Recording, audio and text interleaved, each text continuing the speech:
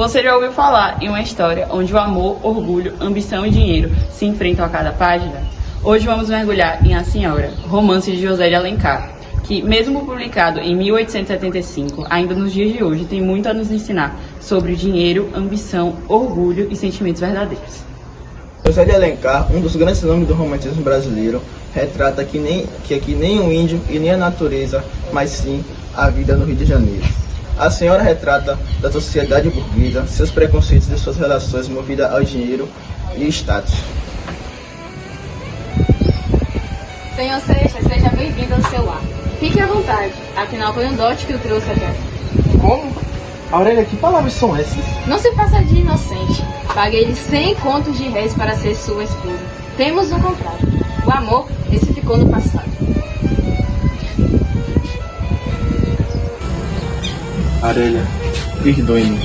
O ouro me cegou, mas o coração não se cala. Eu ainda a amo.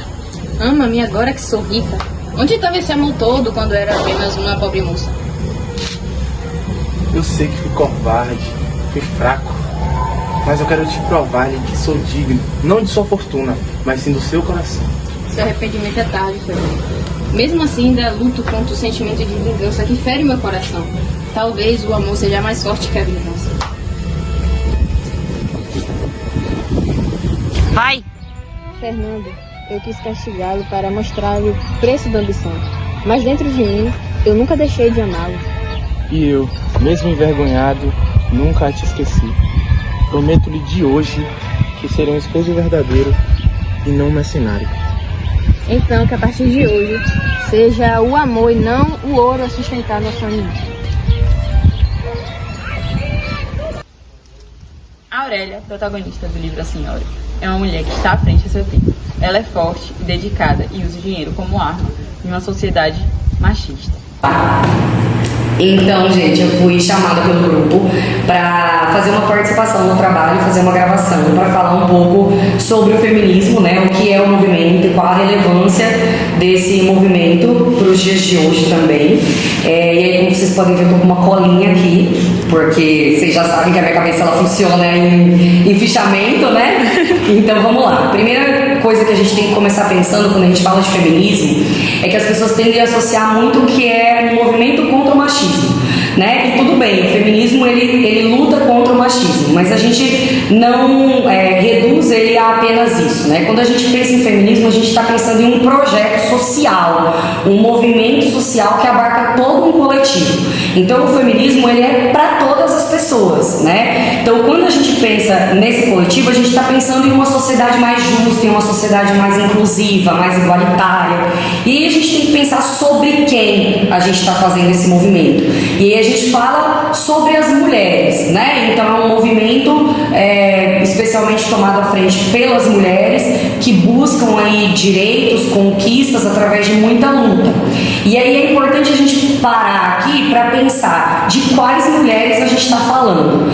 Então o feminismo ele teve várias ondas, né, ao longo do tempo, e nem sempre durante esse tempo foi pensado em todos os tipos de mulheres. E hoje não existe ou não deve existir um feminismo que não abarque todas as mulheres, né? Então é importante que a gente tenha sempre em mente a interseccionalidade.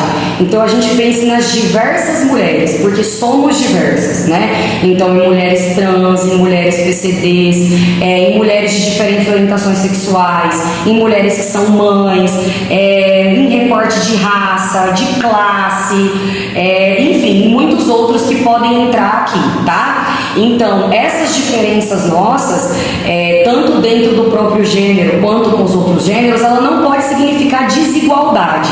E hoje a gente sabe que mesmo dentro, né, das mulheres, mesmo falando desse gênero, a gente tem essas desigualdades mesmo entre nós, né? Entre as nossas diferenças a gente acarreta desigualdades, né? A gente tem como consequências desigualdades também. E aí a gente teve também ao longo do tempo muitas conquistas. Então, por exemplo, o nosso direito de voto hoje, ele foi uma conquista muito simbólica para o movimento, né? Mas a gente tem inúmeras leis hoje que vêm através dessa luta do movimento feminista. Então eu peguei um folderzinho que a gente tem aqui no GENI, né, de algumas leis que protegem as mulheres. Vou ler algumas aqui para vocês. Então a gente tem a lei do acesso gratuito ao parto humanizado, a gente tem a lei Joana Maranhão, a lei Maria da Penha, a lei Minuto Seguinte, a lei Carolina Dickmann e muitas outras, né? Então, para quem não conhece o GNI, ele é um núcleo de estudos de gênero e sexualidade que é institucionalizado, né, na nossa instituição. Não só aqui, em outras instituições também, mas aqui especificamente no IFBAR não tem esse nome.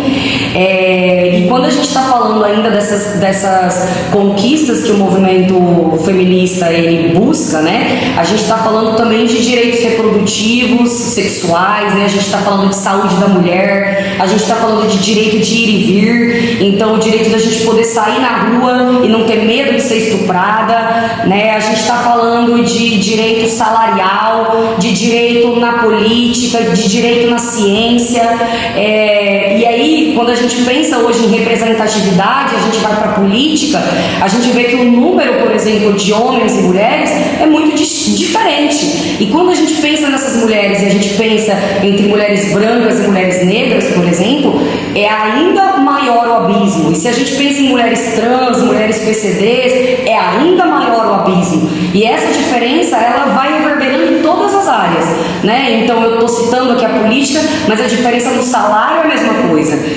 Pessoas de gêneros diferentes que vão executar, né, exercer o mesmo cargo com as mesmas tarefas tem diferença salarial. E quando a gente fala da categoria homem para mulher, mas a gente pensa a mulher branca para mulher negra, acontece a mesma coisa, a diferença salarial é ainda maior, né? Então é importante mais uma vez a gente ter sempre em vista, né, não perder de vista essa desigualdade que acontece entre as nossas diferenças, né? Porque o feminismo ele é válido, ele é extremamente relevante, mas ele precisa ser para todo mundo, né? E uma outra coisa que eu peguei na minha cola hoje a gente sabe que a gente ainda tem uma grande diferença na divisão do trabalho doméstico, por exemplo. Então as mulheres elas ainda executam uma dupla jornada de trabalho.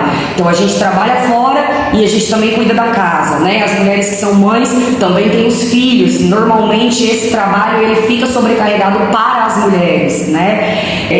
Então hoje a gente vive num mundo em que essas desigualdades elas ainda são um abismo, né? As nossas diferenças, melhor dizendo, elas ainda geram grandes desigualdades.